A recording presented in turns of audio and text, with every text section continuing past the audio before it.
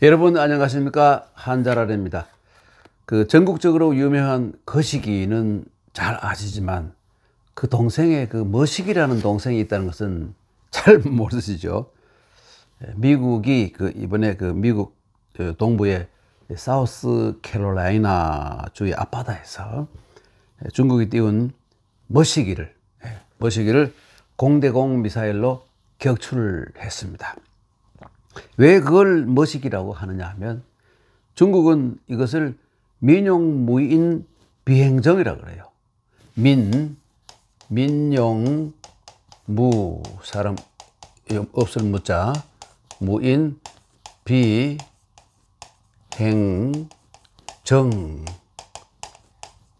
배정자죠. 민용 무인 비행정. 민용이 민간에서 한 거라 이거죠. 정부에서 한 게 아니라. 그러니까 이것을 우리나라에서는 기상 관측용 비행선이라고 부르고 있죠. 그리고 미국은 이것을 이렇게 보지 않고 정찰 풍선, 군사용 정찰 풍선으로 보고 있어요. 정찰 풍선. 이렇게. 이 풍선은 여러분 알다시피 벌룬이죠. 그래서 이 상업 광고용 이것을 에드벌룬이라고 부르기도 하지 않습니까? 그래서 이 정찰 풍선이라고 보고 있어요. 그래서 우리나라에서 대부분의 언론에서도 이것을 정찰 풍선이라고 부르고 있더군요. 군사적인 목적이 전혀 없는 것이라고 볼 수는 없다. 이렇게 보면 이것은 정찰 풍선이 되겠죠.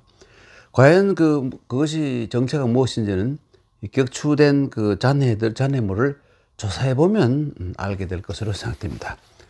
저는 오늘 이 정찰 풍선의 네 글자를 한번 여러분께 소개하는 시간을 가지려고 합니다. 이 정자는 이렇게 사람인변에 이 고들 정자인데, 사실은 이것은 고들정이 아니고 원래 뜻은 뭐냐면 이 부분이, 밑에 부분이 소정자입니다. 소정자. 그리고 이거는 점칠 복자죠.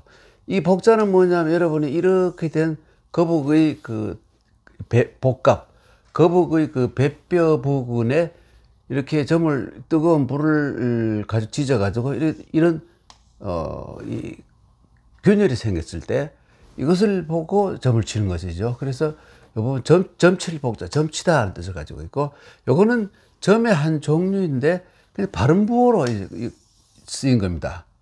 발음부호로 소정자죠. 그래서 요것이 이렇게 조개패가 아니고 이렇게 변한 겁니다. 소정자가 이렇게 변한 겁니다. 이렇게 해서 이 정자는 무슨 뜻이냐면 여기 살핀다는 뜻을 가진 글자인데, 이것은 또 속뜻에는 보면 비밀이 살핀다, 공개적으로 살피는 게 아니라 비밀이 살핀다는 의미를 가진 글자가 바로 정찰할 때 정자입니다. 그리고 찰자는 이름이 여러 번 설명드렸습니다만은 이것은 진면이라고 해서 큰 지붕을 얘기하죠. 그리고 여기에는 것은 고기 덩어리고, 이거 오른손이죠. 오른손이고, 요거는 제사를 지내는 제탁을 뜻하잖아요.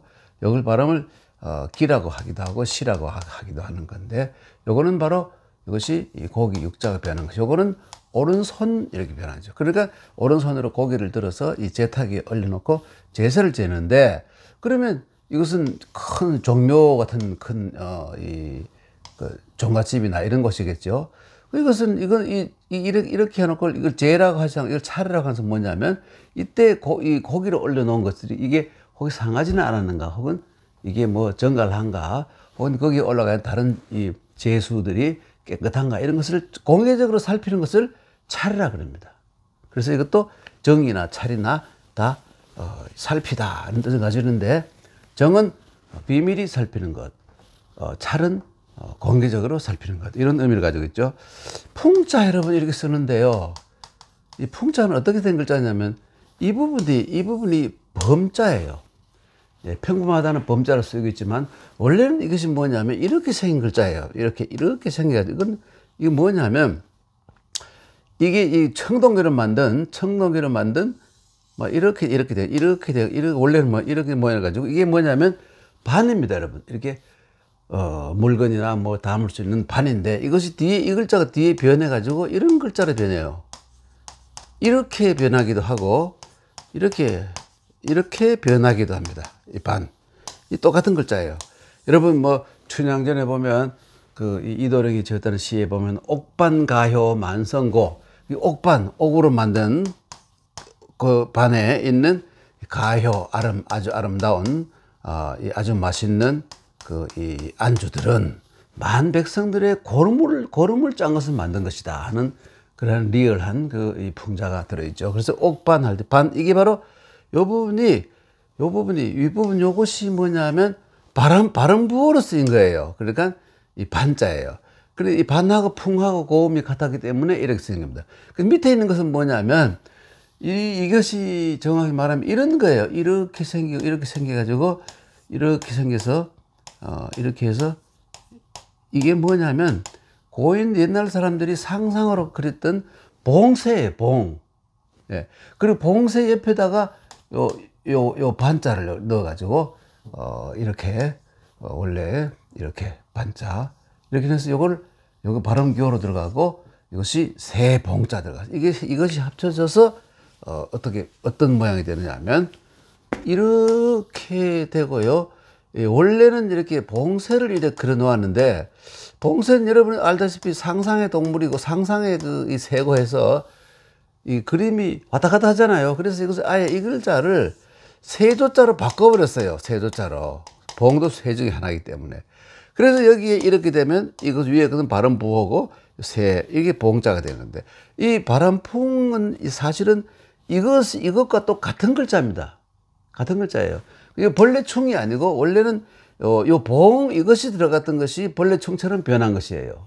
그러니까 원래 상당히 복잡합니다만은 이 바람풍에 보면 이 벌레충이 들어가서 이게 벌레충이 아니라 봉새의 그림이 잘못 변해서 이렇게 들어간 겁니다.